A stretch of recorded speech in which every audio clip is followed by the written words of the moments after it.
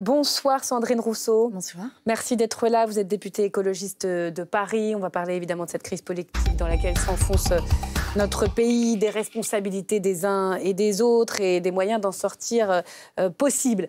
Mais d'abord, l'actualité en direct, elle se joue du côté de l'Élysée. Kevin Eliès, quelles sont vos dernières informations? Le perron de l'Élysée, c'est là que normalement seront annoncés les différents ministres de l'équipe Le Cornu 2. Est-ce qu'il y a une chance que ça puisse intervenir ce soir? On sait que Sébastien Lecornu s'est entretenu avec le chef de l'État.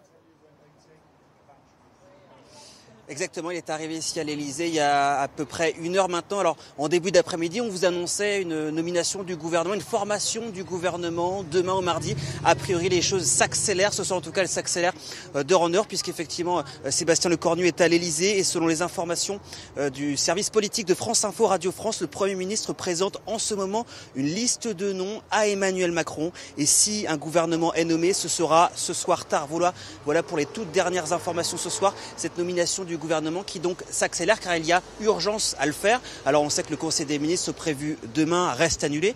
Une réunion pendant laquelle le texte sur le budget devait être présenté. Mais les échéances vont arriver très rapidement pour le nouveau Premier ministre et notamment la déclaration de politique générale attendue dans la semaine.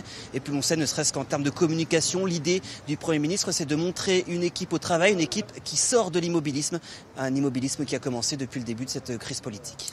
Kevin Eliès, place Beauvau, à 2 pas de l'Élysée. Merci à vous. Sandrine Rousseau, on voit que les choses s'accélèrent. On attend une équipe Le Cornu. Vous allez nous dire ce que vous en attendez, quels sont les écueils à éviter pour ne pas revivre le même psychodrame. Mais d'abord, je voudrais vous entendre sur les Français qui regardent ce spectacle.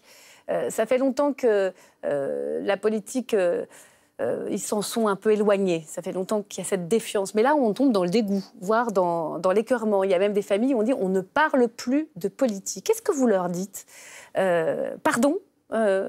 Essayez de nous écouter encore. Qu'est-ce que vous leur dites? On a l'impression qu'un vent de dégagisme va souffler très fort sur le pays. Je vais vous dire, moi j'ai hésité à venir ce soir parce que je suis extrêmement en colère de toute cette séquence, donc je ne suis pas sûre de pouvoir trouver les mots ce soir pour les Français et Françaises. Moi, j'ai juste envie de leur dire que y a les personnes qui ne comprennent plus ce qui se passe. Il y a aussi celles dont la vie économique, enfin la vie de travail dépend des décisions qui vont être prises. Il y a des centres, par exemple le centre Primo Levi, je cite celui parce que je suis allée le voir la semaine dernière, qui accueille des personnes qui ont été torturées dans des pays étrangers et qui les soigne et qui est obligé de licencier 1/3 de son personnel. Il y a le planning familial qui ne sait pas comment il va financer ses salaires. Et puis il y a tous ces gens qui subissent ce moment un peu de flottement en France, qui attendent des clients et qui n'en ont pas, qui ne savent pas s'ils doivent investir, prendre des décisions, etc. On a touché. Et en fait, tout ça, c'est au-delà d'un moment de dépit, c'est vraiment une incapacité, enfin, un pays à l'arrêt, des gens à l'arrêt et des gens qui ont besoin de politique, des gens qui ont besoin d'avoir des politiques publiques. Et vraiment, moi, je suis mortifiée par ce qui se passe, mais mortifiée, c'est trop faible parce que je suis très, très, très en colère. Très en colère contre qui? Contre Emmanuel Macron. C'est lui le principal fautif, vraiment? Mais je pense qu'il est rentré comme un chef guerrier, comme ça, face à sa pyramide, comme Napoléon à Austerlitz, et qu'il partira comme Napoléon à Waterloo. Moi, je pense que vraiment, on ne peut pas humilier impunément le peuple français. C'est pas possible. Humilier? Ah oui. Ça veut dire que vous... La renomination de Sébastien Lecornu, la nouvelle nomination de Sébastien Lecornu, après sa démission, c'est une énième humiliation. Ça, je crois que ça ne pourra pas passer. Je ne pense pas que les Français... C'est-à-dire, qu'est-ce que vous voulez dire? On avait un élu Horizon qui explique avec Édouard Philippe qu'il faut qu'il parte de façon organisée pour laisser... aux Français le temps d'une véritable campagne présidentielle. Si d'aventure la France avait un budget, vous allez plus loin? Vous lui dites partez tout de suite? Mais je pense que c'est pas moi qui dois lui dire, c'est les Français qui lui diront. C'est-à-dire? Mais je crois qu'il va y avoir des mouvements d'ampleur et que si ce n'est pas des mouvements dans la rue, ils prendront une autre forme. Je ne sais pas quelle forme ça va prendre. Vous, personnellement, vous souhaitez sa démission? Mais en tous les cas, je suis sûre qu'il va se passer quelque chose. C'est impossible à ce point-là, ne penser qu'à son intérêt personnel envers et contre le peuple. C'est pas possible. Laurent Geoffrin? Dans l'immédiat, ça va se passer quand même au Parlement. Alors, je sais bien que l'opinion des Français est quand même l'essentiel, mais bon, les institutions font que c'est au Parlement que ça va se décider. Ou peut-être pas. Vous pensez qu'il faut, j'imagine, censurer ce nouveau gouvernement, puisque vous considérez que le Cornu 2 n'a pas lieu d'être, si je comprends bien ce que vous dites. Donc il faut censurer tout de suite ? Mais le Cornu 2, c'est un crachat au visage. Pas non, j'ai bien compris ce que vous voulez dire. Donc il n'y a pas de sujet. C'est censure. Donc vous censurez a priori, Sandrine Rousseau, avant même le discours de politique générale. Vous ne pouvez pas dire... Non, mais c'est une question simple que je vous pose. Vous ne pouvez pas dire, vous censurez a priori, comme si nous étions dans une forme... Non, je termine. Comme si nous étions dans une forme d'opposition stérile. Aujourd'hui, il y a eu un déni de démocratie et Emmanuel Macron, par son entêtement, par son isolement, par le fait qu'il ne veuille pas avoir tort, par des petits calculs de court terme, est en train de mettre à genoux la démocratie française. Et en fait, la démocratie, on peut la critiquer. Notre 5e République, elle est loin d'être parfaite et moi, je suis pour qu'elle évolue et pour qu'elle aille vers une 6e République. Mais notre démocratie, c'est le bien le plus précieux que nous avons pour notre vivre ensemble. On n'en a pas d'autres. Il y a des structures comme les services publics, etc. Mais pour arbitrer entre les Français, pour faire en sorte que nous soyons encore une société, un collectif, il y a la démocratie. Et là, la démocratie n'a jamais été aussi fragilisée qu'elle l'est aujourd'hui par le fait d'un homme. Et ça dit à quel point d'ailleurs nos institutions sont fragiles, puisqu'il suffit du caractère d'un homme, et en l'occurrence de l'entêtement d'un homme, pour gripper l'ensemble de la machine. Mais donc si vous êtes suivi dans le sens de la censure, le gouvernement tombe à peine nommé, quoi. Et donc probablement, on peut le supposer, en tout cas, il y aura une dissolution. Est-ce que c'est une bonne idée de faire une dissolution maintenant, d'aller aux élections ? Qu'est-ce que vous en attendez ? Est-ce que... Mais un sursaut à gauche, moi je pense que... Beaucoup de gens pensent que ça va, au pire, donner le Front National, ou bien une assemblée difficile à gouverner, de toute façon. Je pense que ça ne résoudra pas le problème, en fait. Si vous voulez mon avis, je pense que le centre va s'effondrer encore un petit peu et que nous, on va monter et que le Rassemblement national... Oui, mais ça ne fera pas une majorité, probablement. Non, mais le sujet, c'est... en fait, qu'est-ce qu'il y a d'autre, là, aujourd'hui, sur la table ? C'est-à-dire que... Que la dissolution ? Bah oui. C'est vrai qu'on a du mal à suivre les écologistes parce que d'un côté, hier, Marine Tondelier est extrêmement sévère et elle dit qu'elle est sidérée par cette réunion à huis clos avec le chef de l'État, les chefs de parti à l'Élysée. Et puis aujourd'hui, elle dit une dissolution ne résoudra pas grand-chose. On comprend qu'elle attend le discours de politique générale avant de décider d'une position commune aux écologistes, censure ou pas censure. Elle change d'avis, pas vous. Expliquez-nous. Vous êtes tous sur la même ligne, les écologistes ? Non, mais enfin, moi, je trouve qu'il y a dans la société une envie de la gauche et de l'écologie, une vraie envie de la gauche et de l'écologie, unie d'ailleurs, ce qui est un sujet, mais j'imagine qu'on va en parler. Et donc il y a une envie de ça, et on peut le mesurer de différentes manières. Les sondages le montrent en partie, bien qu'ils ne le montrent pas complètement, mais je rappelle qu'à l'issue des législatives, du deuxième tour des législatives en 2024, moi j'allais sur les plateaux télé et on avait des sondages en avance, et à 18h, les sondages disaient une majorité absolue pour le Rassemblement national. À 19h, c'était une majorité relative, et à 20h, c'était nous qui étions en tête. Et dans toutes les manifestations où je vais là ces derniers temps, là j'étais encore hier à une manifestation contre le canal Seine-Nord organisée par les Soulèvements de la Terre, il y a non seulement énormément de monde, parce que là, il y avait entre 1000 et 1500 personnes pour une manifestation à Tourotte, à côté de Compiègne. C'est énorme. Jamais il y a eu autant de monde. Mais surtout, les gens étaient joyeux, étaient enthousiastes. Ça faisait plaisir de se retrouver. Et en fait, il y a comme une envie... je sais pas, c'était en fait quelque chose de très sain qui s'est passé là-bas, comme une envie d'être ensemble et de vraiment changer la vie des gens. Bon, et je pense qu'il y a... C'est ce que vous nous dites aussi. Oui, je pense, ouais. Mais les dernières mobilisations, alors pour le coup, le bloquer tout, ça n'a pas bloqué grand-chose. Et ensuite, il y a eu 2 grandes manifestations syndicales. La deuxième était plus faible que la première. Donc, Ça ne correspond pas à ce que vous dites. Alors, je ne suis pas complètement d'accord. Le bloc tout, on attendait 100 000 personnes et on attendait que ça soit une contre-révolution d'extrême droite. Or, ça a été 170 000 personnes selon les chiffres de la police. Hein. Je ne prends pas les chiffres des manifestants. Peut-être que le mot d'ordre était un peu ambitieux. Non, mais 170 000 personnes, donc quand même près de 2 fois plus. Et c'était essentiellement, encore une fois, le peuple de gauche. Lors de la première journée de manifestation des syndicats, il y avait aussi beaucoup de monde. La deuxième, c'est vrai, il y en a moins eu, mais enfin, faire 2 jours de grève, un mois de rentrée où en plus il y a une partie des impôts à payer, etc. On est bien obligé de se fonder sur des indicateurs. Donc, oui, enfin, il y a une journée qui a été un peu moins... Mais sinon, toutes les autres ont été plus importantes. Et par ailleurs, les sondages disent aussi que la gauche peut progresser. Mais surtout, moi, j'ai envie de dire... La gauche peut progresser, mais c'est quelle gauche? Là, il faut qu'on en discute. Déjà, juste si mardi ou mercredi, le Premier ministre prononce les mots de suspension complète et immédiate de la réforme des retraites, est-ce que, comme les socialistes, vous le laisserez gouverner? Qu'on soit clair ou pas.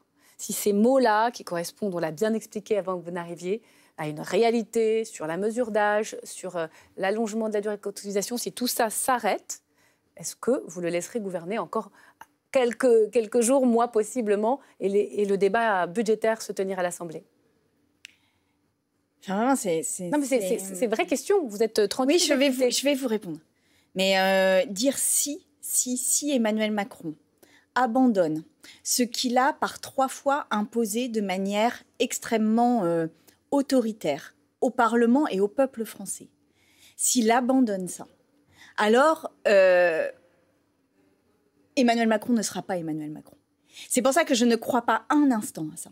Parce qu'en fait, par 3 fois, il a imposé cette réforme des retraites. Cornu n'est pas libre. Par 49.3, c'était Elisabeth Borne. Il y avait une proposition de texte dans une niche parlementaire. Ils ont fait durer les débats jusqu'au-delà de minuit pour que le texte ne passe pas. Et enfin, la 3e fois, ils ont fait jouer un article, qui est l'article 40, qui fait qu'on ne peut pas augmenter une dépense. Donc en fait, par 3 fois, de manière ultra autoritaire, alors que les manifestations pour les retraites ont été les plus grandes, les plus nombreuses depuis mai 68, il a seul passé en force cette réforme. Je ne pense pas possible qu'Emmanuel Macron aujourd'hui se dédise. Maintenant, si j'ai tort, eh bien, j'en reparlerai et on verra ce qu'on fait. Mais je ne crois pas un instant. D'accord, vous n'y croyez pas, mais vous l'écouterez et vous déciderez. Je voudrais qu'on parle de la gauche. Quelle gauche? Quelle unité possible? On comprend tous qu'une dissolution est pas forcément inéluctable, mais en tout cas très probable, très possible. Vous avez tous regardé les intentions de vote aujourd'hui. Il y a différents résultats. Il y a un bloc de gauche sans LFI qui fait un score important, plus important que ce qu'on avait vu par le passé. Il y a une gauche unie qui reste au-dessus. On va regarder ce sondage IFOP pour le Figaro. Sans les insoumis, socialistes, écolo et PC à 19%, LFI seul 8%, LFI plus les écologistes 10%. Vous ferez 2%, donc si on regarde ce sondage. Et unis, avec les insoumis, la gauche est à 24%. Vous souhaitez une alliance. C'est un scrutin difficile pour les écologistes législatifs. Vous souhaitez une alliance avec qui? Avec ou sans Jean-Luc Mélenchon? Moi, je vais vous dire, s'il en reste une, et une seule, à gauche qui veut toute l'union, ce sera moi. Moi, je veux toute l'union. Je veux du PS à LFI. Et je veux tout le monde, en fait. Je veux que les 4 forces politiques soient autour de la table. Mais je veux aussi qu'il y ait les syndicats, je veux aussi qu'il y ait des associations, comme ça s'est passé pour le nouveau Front populaire.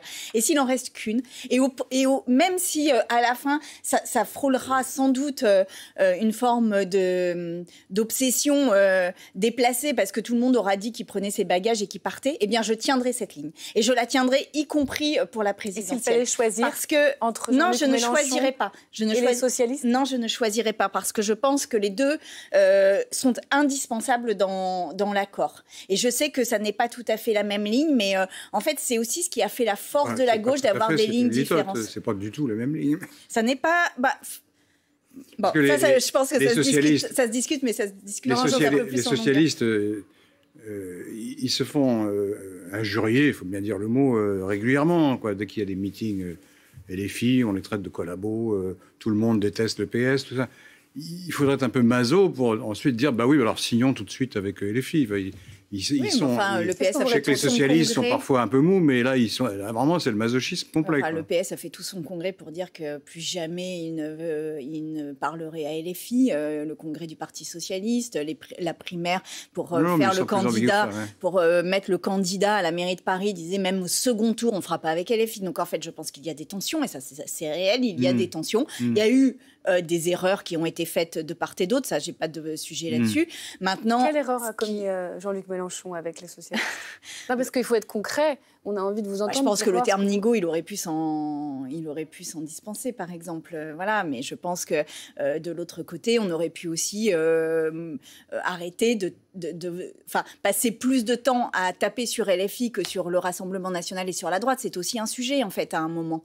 Et donc, les socialistes ont fait ça pendant de nombreux mois, et nous en sommes à la situation dans laquelle nous sommes. Non, mais ça recouvre, c'est pas seulement des maladresses, hein, ça recouvre c'est logique d'ailleurs, des visions très très différentes sur la question de l'Ukraine. Par exemple, LFI n'est pas du tout sur la même position que le PS. Sur le Proche-Orient, c'est la même chose. Enfin, il y a vraiment des différences énormes. Et même sur le programme, maintenant, il n'y a plus le programme du NFP, il n'est plus valide. Le programme économique notamment. Et les socialistes se disent est-ce qu'il faut vraiment faire un programme? D'ailleurs, ils n'en parlent même plus, faire un programme commun. Si, on a encore ce programme des nouveaux Fronts populaires dont vous dites qu'il est caduc, mais où il y a encore une base sur laquelle nous pouvons travailler largement. Et par ailleurs, moi je vais vous dire, j'entends que sur l'Ukraine, ils ne sont pas d'accord. Ça, je suis d'accord avec vous. Sur Gaza, je suis moins formelle que vous, parce que je pense que le Parti socialiste s'est quand même rapproché des positions là-dessus, de LFI. Mais moi, par exemple, je suis en désaccord complet avec le PC sur le productivisme et sur le nucléaire. Et c'est sans doute tout aussi important. Tout aussi important. Et pour autant, je pense que la gauche n'est forte que de ces différences et de cette pluralité. C'est-à-dire qu'en fait, on crée une mosaïque. Et moi, j'ai toujours été très impressionnée quand on faisait du porte-à-porte dans les campagnes où nous étions unis, que ce soit pour la NUPES ou pour le Nouveau Front populaire, c'est qu'en fonction de la porte qui s'ouvrait et de la personne qui était derrière, eh bien, selon son histoire, selon son positionnement politique, eh bien, on avait comme si on avait toutes les cartes en main pour la convaincre. C'est-à-dire que si elle était plus proche du PC, on parlait des éléments saillants du programme du PC dans le NFP. Si c'était plus LFI, si c'était plus le PS, si c'était plus nous, on parlait de ça. Et en fait, il y a vraiment... derrière, il y a quand même l'avis très direct des personnes. Je veux dire, aujourd'hui, si on veut qu'il y ait un véritable plan logement, si on veut qu'il y ait... aujourd'hui, la France, par exemple, on a le plus haut taux de cancer du sein. On a la mortalité infantile la plus haute d'Europe. On a une désertification médicale. On a une école qui est en train de s'effondrer. Je veux dire, c'est ça, en fait. Les inégalités, la justice, je vous défie de mettre... C'est le point commun de toutes les gauches. Ça, je vous mets au défi de trouver la différence entre nous sur ces points fondamentaux. Bon, pour les municipales, c'est pareil. Il y a un paradoxe qui m'a toujours frappé, mais ça, c'est mon avis personnel, n'engage que moi. C'est qu'on entend souvent la gauche perd ou elle a déçu parce qu'elle n'était pas assez à gauche. Mais moi, je constate que les électeurs, ils ne sont pas partis vers la gauche, ils sont partis vers la droite, ils sont partis chez Macron, ou bien pire, ils sont partis vers le RN. Donc, j'ai jamais compris comment on pouvait relier les deux propositions. Il faut être beaucoup plus à gauche. Ah oui, mais les électeurs, eux, ils sont passés à droite. Embêtant quand même. Regardez ce qui se passe dans l'ensemble des pays où il y a des candidatures un peu radicales à gauche, et vous verrez qu'elles ont un succès bien au-delà de la social-démocratie aujourd'hui. Parce que d'ailleurs, on peut regarder chez Trump ce qui s'est passé aux États-Unis avec Kamala Harris, qui n'a pas osé aller vraiment sur un programme de gauche et à qui il a manqué quelques voix finalement, pas tant que ça, pour gagner. Et si ça avait été Kamala Harris aujourd'hui à la tête des États-Unis, sans doute que la situation aurait été très différente. Alors, je voudrais vous interroger en cas de retour aux urnes, puisqu'on sent tous que ce scénario est possible. Vous n'avez pas peur, vous, de refaire campagne? Bon. Il y a cette question du Front républicain qui se pose. Il y a des sondages qui montrent qu'il pourrait s'inverser contre la France insoumise. Il faut être prudent avec les questions qui s'opposaient et qui est testé dans ces sondages. Il y a une législative partielle dans le Tarn-et-Garonne ce soir. On attend les résultats. Il faut se méfier des sondages sur les législatives, parce que c'est éclaté en plein de circonscriptions. Un sondage par situations sont très différentes. N'empêche que là, c'est une vraie élection. C'est des indications générales, mais ce n'est pas du tout des prévisions. Puisqu'il oppose une socialiste à un membre du Rassemblement national pour cette circonscription du Tarn-et-Garonne. Vous pensez quoi sur le Front républicain ? Vous dites que, quoi qu'il arrive, il faudra le reformer de façon claire. Et vous ne pensez pas qu'il a du plomb dans l'aile quand vous voyez quand même différentes enquêtes d'opinion ? Mais c'est pareil, hein, s'il devait en rester une, c'est pas moi. C'est que moi, je ne pactise pas, je ne minimise pas, je ne me familiarise pas avec l'idée que le Rassemblement national puisse gagner le pouvoir. D'aucune manière. Donc en fait, je ferai tout pour qu'il n'arrive pas au pouvoir. Bruno Retailleau a changé quand il ne dit pas une voix pour la gauche dans cette élection partielle. Oui, mais Bruno Retailleau doit réviser les bases d'un programme gaulliste dont il se revendique. Parce qu'en fait, là, il est en train de franchir le Rubicon, comme Ciotti l'a fait avant lui. Et on le voit dans plein de pays d'Europe. Une partie des Républicains vont se rapprocher du RN ? Oui, parce que on le voit dans plein de pays d'Europe, la droite s'allie avec les mouvements d'extrême droite. Et moi, ce que je constate, c'est qu'aussi tout le blocage de la démocratie qu'on observe aujourd'hui, c'est tout pour éviter qu'il y ait un programme de gauche. Mais pourquoi, en fait ? Pourquoi ? Pour préserver des intérêts particuliers et pour ne pas permettre l'égalité. Et quand vous dites qu'il y a un front anti-LFI qui se met en place, je voudrais interroger les personnes en réalité sur pourquoi. Il faut être prudent. Pourquoi, s'il existe, quelles sont les motivations qui le feraient exister ? Eh bien, moi, j'entends qu'il y a aussi une espèce de discours classiste derrière ça. C'est-à-dire que cette gauche radicale, elle parle aussi à des quartiers populaires, elle parle aussi à des personnes qui sinon ne s'intéressent pas à la politique. Et moi, je veux que ces personnes entrent dans la politique. Le Rassemblement national fait 40% si on considère ses alliés aujourd'hui. On voit bien, et vous le dites, qu'il y a une partie des Républicains aujourd'hui, peut-être autour de Bruno Retailleau, peut-être autour de Laurent Wauquiez, peut-être en leur nom propre, qui seraient prêts à se rapprocher. Il y a des appels du pied. Quand vous avez une force politique qui fait 40%, plus peut-être, est-ce qu'il n'est pas le temps de lui laisser la liberté de pouvoir, créer des alliances pour gouverner? C'est la première force politique. C'est une question démocratique aussi qui se pose, non? Peut-être, mais moi, je ne ferai jamais de marchepied, d'aucune manière, à l'extrême droite. Mais vraiment, vraiment pas, en fait. Personne ne vous le demande. Non. Heureusement. Mais non, mais je veux dire, je ne minimiserai pas non plus ce que c'est de les mettre au pouvoir. Ah, bien sûr. Et pourquoi? Vous pensez que ce ferait quoi, le RN au pouvoir? Vraiment, la vie de personnes, il y a des personnes qui vivent en France qui pourraient être expulsées. Il y a des personnes qui pourraient subir encore plus de discrimination qu'elles n'en subissent aujourd'hui. Il y a une politique économique qui sera une politique libérale, parce que l'extrême droite, c'est une politique libérale. Donc, ça veut dire moins de services publics. Ils tapent sur les services publics non-stop en ce moment, comme disant qu'ils coûtent trop cher, etc. Mais les services publics, c'est le ciment de notre société. C'est l'hôpital public, c'est l'école, mais c'est aussi des organismes de contrôle. Et en fait, si on n'a plus ça, ça veut dire qu'il va falloir payer l'école, payer l'hôpital, payer pour tout, en fait. Et moi, j'invite les gens à réfléchir quand même avant de voter Rassemblement national, parce que non seulement il y a un projet raciste, et je maintiens que ce projet est raciste, mais en plus, il y a derrière un véritable impact sur le pouvoir d'achat. Je voudrais qu'on dise un tout petit mot sur ce qui est en train de se jouer à Gaza et en Israël. On sent tous que l'histoire est en marche, il faut rester prudent, la place des otages, on voit bien que les Israéliens sont encore très fébriles. Comment vous accueillez tout ça? Merci Donald Trump.